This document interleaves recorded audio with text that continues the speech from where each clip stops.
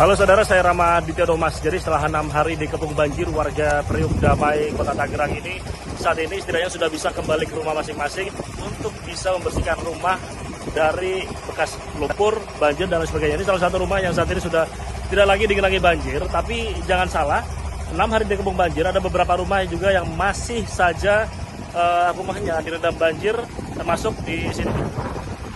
Nah, jadi ketinggian banjir di beberapa titik saat ini sudah mulai bisa diatasi, sudah mulai surut, artinya hanya tersisa di beberapa jalan ini 30-40 cm. Tapi ada juga yang ternyata 70 cm sampai 100 cm atau 1 meter di belakang saya. Jadi sampai ujung itu, kalau kita lihat, itu ketinggiannya masih lumayan. Ada beberapa yang sudah bisa kembali ke rumah untuk bisa bersih-bersih rumah dan lain sebagainya. Dan yang mereka butuhkan adalah soal bagaimana air bersih dan juga alat untuk bersih-bersih ini bisa mereka dapatkan agar lumpur yang tadinya mengendap, kotoran yang tadinya masuk ke rumah mereka, ini bisa segera dibersihkan. Nah, salah satu upaya yang dilakukan adalah dengan mengerahkan 12 unit pompa air mobile yang ini juga sudah disiapkan dan sangat masif pengerahannya.